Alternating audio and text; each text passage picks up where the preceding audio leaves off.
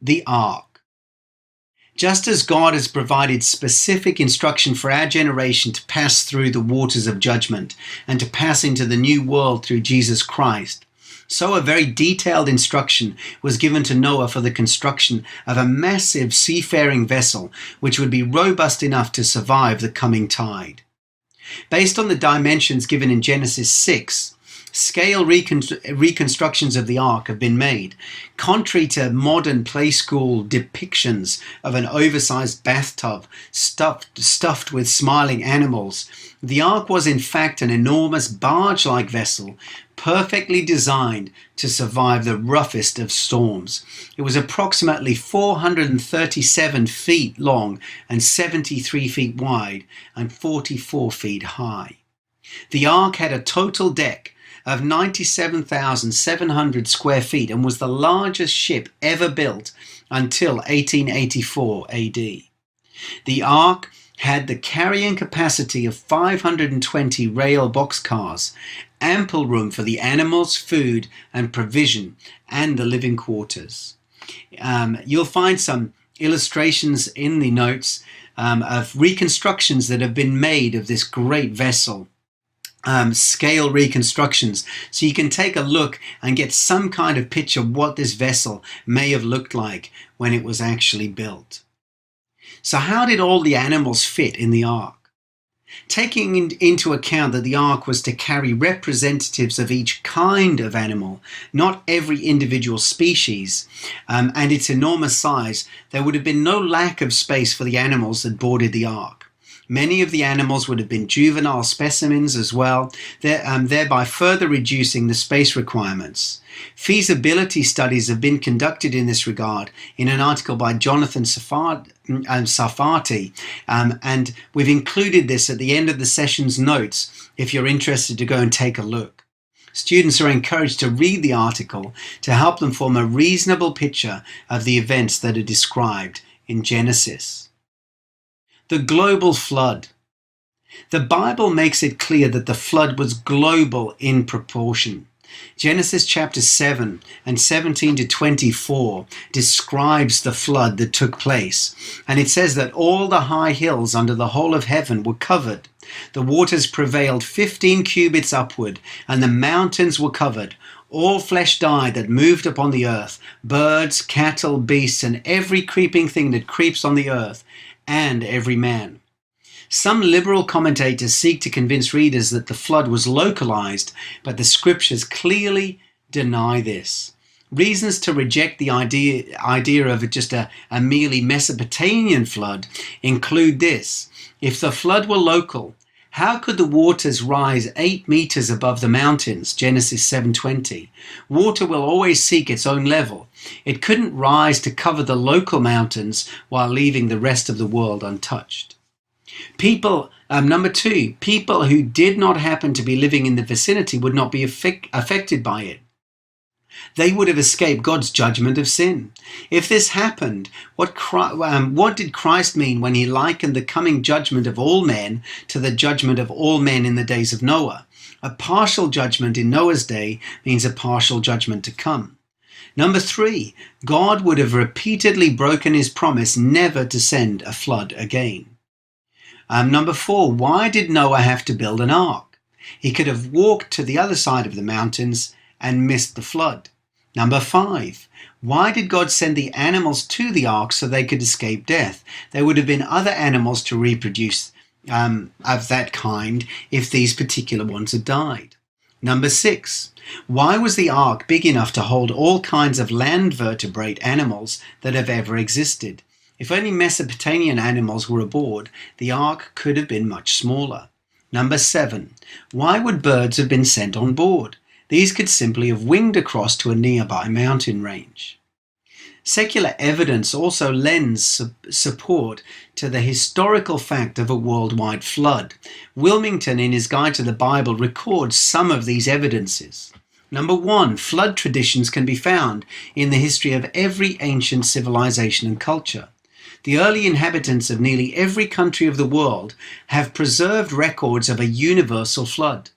Dr. Richard Andre collected 46 flood legends from North and South America, 20 from Asia, 5 from Europe, 7 from Africa, and 10 from South Sea Islands and Australia.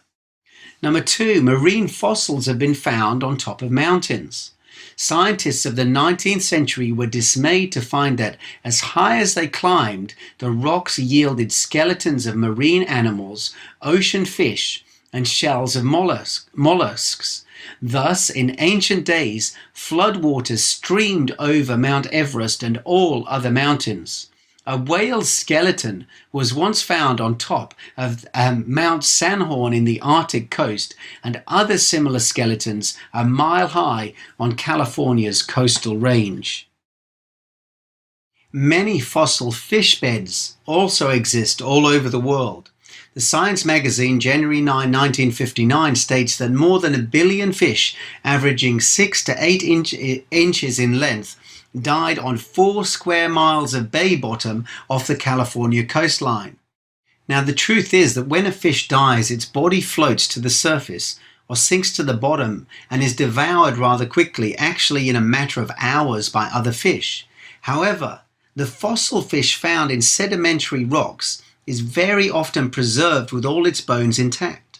Entire shoals of fish over large areas numbering billions of specimens are found in a state of agony, but with no marks of a scavenger's attack. Because of the worldwide animal fossil graveyards, Robert Broom, South African paleontologist, estimated 800 billion skeletons of vertebrate animals exist in the Karoo Formation alone. To this can be added the tens of thousands of fossils of all kinds found in the La Brea tar pits of Los Angeles, California. There is evidence of water bodies in present desert areas. There is the universal occurrence of rivers in valleys too large for the present system. There is evidence from the geological column that suggests two things. Number one, that there was a continuous deposition of the stratum layers from beginning to end. There is no erosion between these layers. In fact, in some layers there are actual ripple marks. In other stratums there exists one or more vertical tree trunks with the same tree marking its way up from top to bottom. Number two, the fossils from supposed different ages in the evolutionary theory actually lived at the same time. So the fossil record, what is the fossil record a result of? We believe it's a result of this global catastrophe, the flood. Two main schools of thought exist regarding the geological record that nature presents us with. Catastrophism is the theory that Earth has been affected by sudden, short-lived, violent events that were sometimes worldwide in scope. The dominant paradigm of geology, however, has for many years been uniformitarianism, also sometimes described as gradualism. From around 1850 to 1980, most geologists endorsed uniformitarianism. The present is the key to the past, and gradualism, the idea that geological changes occur slowly over long periods of time, and rejected the idea that cataclysmic events such as earthquakes, volcanic eruptions, or floods of vastly greater power than those observed at the present time played any significant role in the formation of the Earth's surface. Instead, they believed that the Earth had been shaped by the long-term actions of forces such as volcanism, earthquakes, erosion, and sedimentation that could still be observed in action today. In part, the geologists' rejection was fostered by their impression that the catastrophists of the 19th century believed that God was directly involved in determining the history of Earth. Catastrophism of the 19th and early 20th centuries was closely tied to religion, and the catastrophic origins were considered miraculous rather than natural events. One of the key differences between catastrophism and uniformitarianism is that to function, uniformitarianism requires the assumption of vast timelines, whereas catastrophism can function with or without assumptions of long timelines. Now, if there were a worldwide flood, what would we find? If there were a worldwide flood, we would find billions of dead things buried in rock layers, laid down by water all over the earth. What do we find?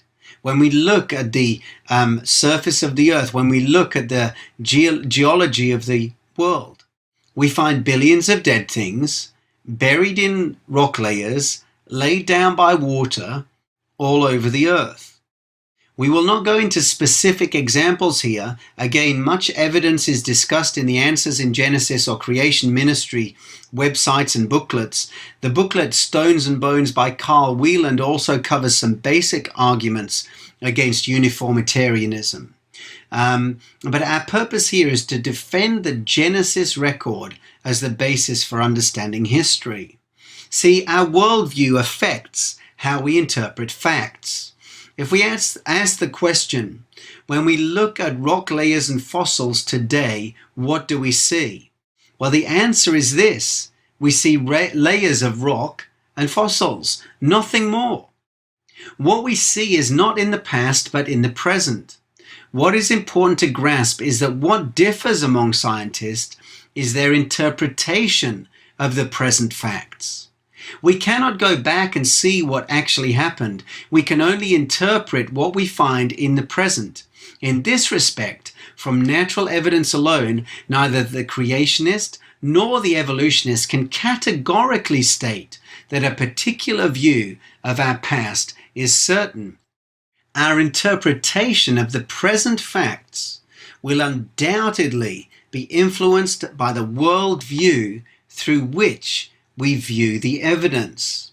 And when looking at the Grand Canyon, for example, a uniformitarian, for example, will look at the Grand Canyon in the present and see 1 billion years of history where the river has carved out the Great Valley and sediments that have been laid in layers over millennia. Whereas the biblical creationist will look at that very same evidence and see layers of sediment being laid very rapidly by the flood of Noah's day. So what we find is our worldview, some of the assumptions we have concerning origins will really form a framework to understand present evidence.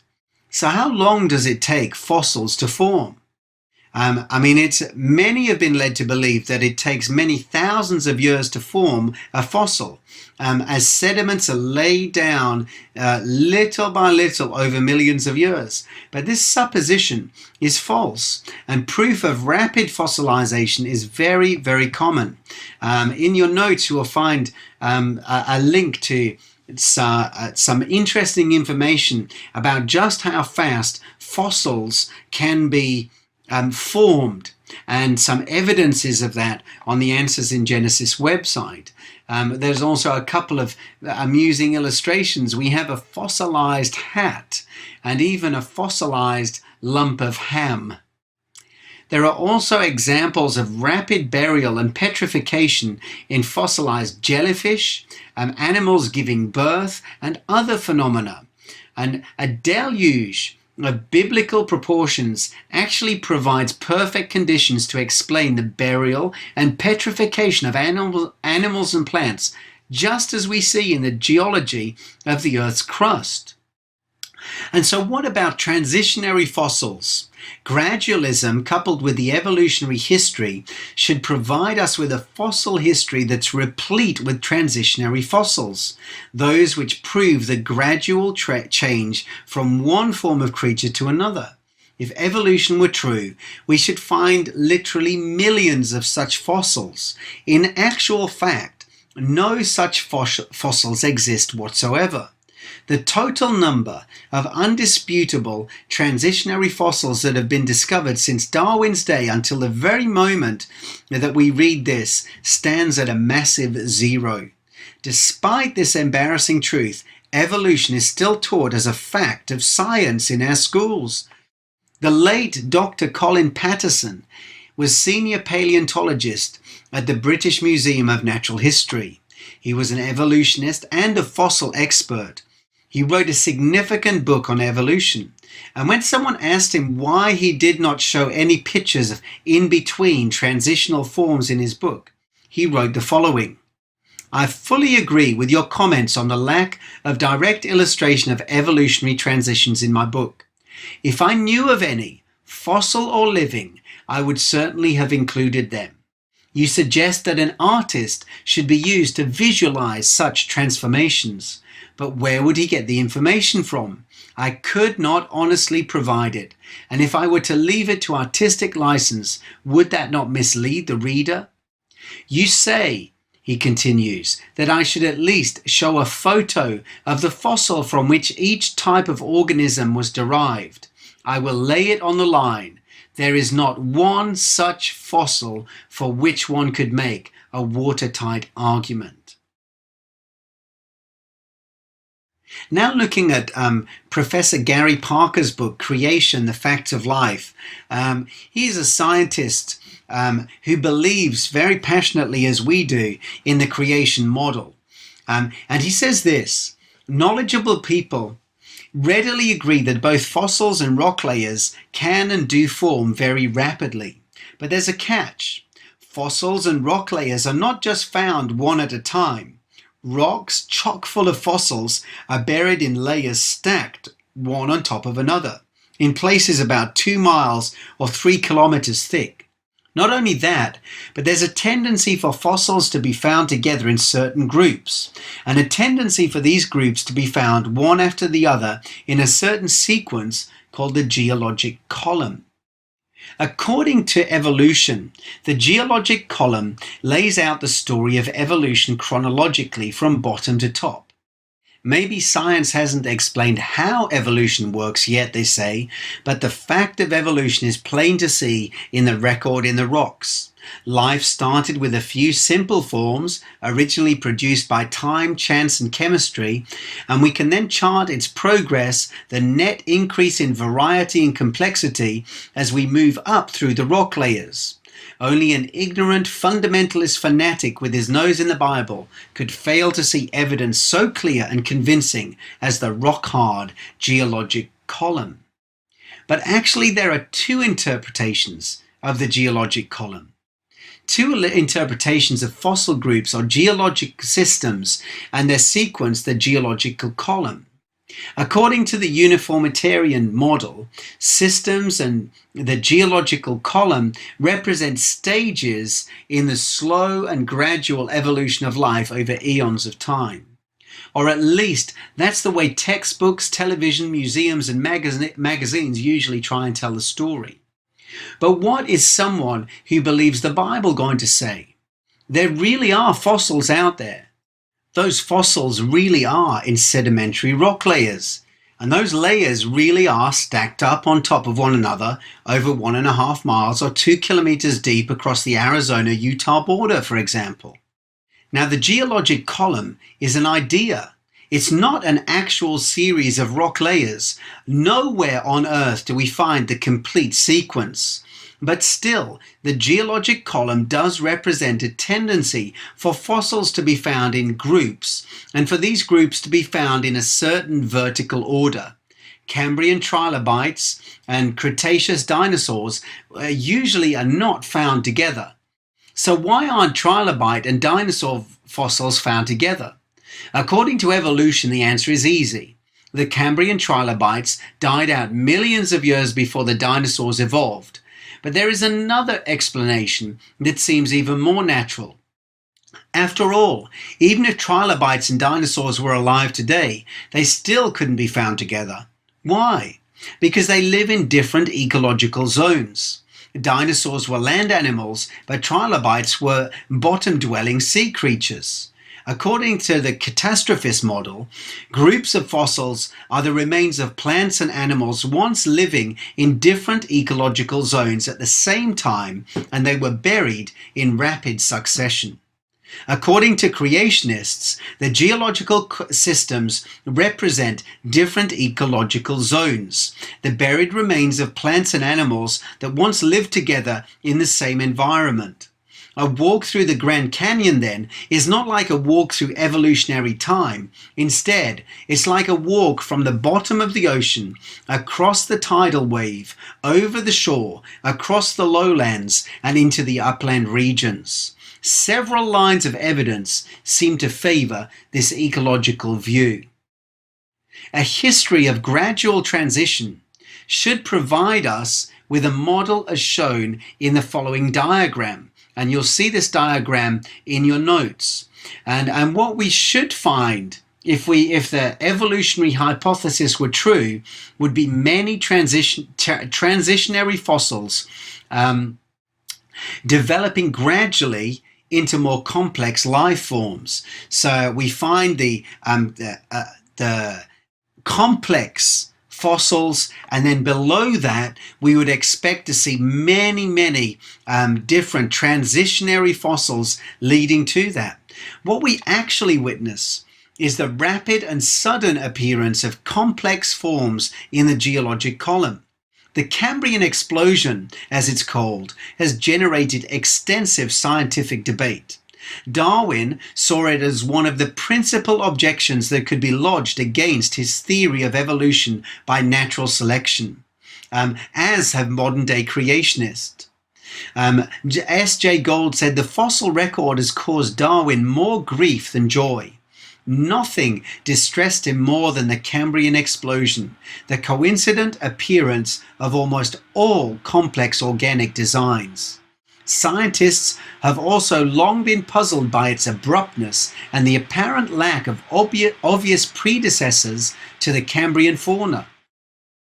What we actually find in the geological record and the fossil record is the sudden appearance of complex life forms in the Cambrian layer with no prior fossil forms in the lower layers. The real issue, however, is not even so much the scientific debate surrounding this arena, but a theological one. The evolutionary hypothesis demands millions of years of death and suffering prior to the arrival of mankind, late in the evolutionary tale. The Bible, however, clearly attributes the entrance of death and suffering in Earth's history as the direct result of Adam's sin. Prior to this event, there was no death, and all was perfect. Romans 5:12 says that through one man sin entered the world, and death through sin. In reality, these two worldviews are entirely irreconcilable. Our history did not begin billions of years ago and then gradually become more complex, more mature, better formed and perfect, as evolution would lead us to believe. The opposite is actually true. We began in a perfect world into which sin entered, after which a gradual decline has been happening. This decline will come to an end when Christ returns and a perfect universe, apart from sin, is restored. The unchanging laws of thermodynamics also attest to this reality and refute the idea that nature itself spontaneously becomes more complex over time. The first law of thermodynamics states that energy can be changed from one form to another, but it cannot be created or destroyed. And the second law of thermodynamics states that when energy is being transformed from one state to another, some of it is turned into heat energy, which cannot be converted back into a useful form. In other words, this universe may be looked upon as a wound-up clock that is slowly running down. This process of disintegration towards disorder is called entropy. The first law of thermodynamics is often called the law of conservation of energy. This law suggests that energy can be transferred from one system to another in many forms. Also, it states that energy cannot be created or destroyed. Thus, the total amount of energy available in the universe is constant. Einstein's famous equation E equals mc squared describes the relationship between energy and matter. In the equation, the energy E is equal to matter m times the square of a constant c. Einstein suggested that energy and matter are interchangeable. His equation also suggests that the quantity of energy and matter in the universe is fixed, i.e., when God completed the creation of the universe, it contained all the energy it would ever contain. The second law of thermodynamics: heat cannot be transferred from a colder to a hotter body. As a result of this fact, of thermodynamics, natural processes that involve energy transfer must have one direction, and all natural processes are irreversible. This law also predicts that the entropy or the breakdown of an isolated system always increases over time. Entropy is the measure of the disorder or randomness of energy and matter in a system. Because of the second law of thermodynamics, both energy and matter in the universe are becoming less useful as time goes on. Perfect order in the universe occurred the instant after creation, when energy and matter and all of the forces of the universe were unified. Evolution, as a theory, contradicts these two laws by stating that even without external application of energy or design, systems become more complex. Science shows, however, that living systems break down and become more disordered over time if energy and design is not applied to prevent it. And now finally we're going to take a look at dinosaurs. What about the dinosaurs? One of the most fascinating fossil records left for our interest are the fossils of the terrible lizards or the dinosaurs. What, if anything, does the Bible have to say about these great beasts? Accounts of dinosaurs are found in the scriptures in Job chapter 40, 15 to 24, which describes the awesome behemoth, and in Job 41, where the sea creature Leviathan is described. Dragons are also mentioned in Jeremiah 14:6 and Malachi 1:3. Stories of such creatures exist in almost all cultures. Flying serpents are mentioned in Isaiah 30 verse 6. Are these references speaking of dinosaurs? Bearing in mind a true and accurate biblical history where dinosaurs lived with humans, it is not unlikely. For a fuller investigation on the subject, Ken Ham's book, The Great Dinosaur Mystery Solved, a biblical view of these amazing creatures, is recommended, which is available from Answers in Genesis or Creation Ministries. The following history is presented by Answers in Genesis as a plausible history of the dinosaurs. First, they were formed. God brought the dinosaurs into existence on the sixth day of the very first week in the history of the universe, about 6,000 years ago. On the same day, he made the other animals that make their homes on land, and with Adam and Eve. It was a perfect place in which all living things dined on the plants that God created for them to eat. Then they fell. So the universe was changed when Adam disobeyed and took a bite of the fruit that God had forbidden him to eat. Before that sad event, death wasn't part of God's beautiful creation. But after Adam disobeyed, he and Eve immediately experienced spiritual death and began the process of decay that would eventually lead to physical death. Meanwhile, violence and death entered the physical world as animals fought and killed each other. We then come to the flood. As time went on, things got so bad that God judged the wickedness he saw with the earth, with an earth-covering flood. He brought 2 of every kind of land creature, including dinosaurs, on board Noah's Ark, where they were safe from the storms and waves, volcanoes and earthquakes. Those air-breathing animals that weren't selected to go on the ark perished in the great flood.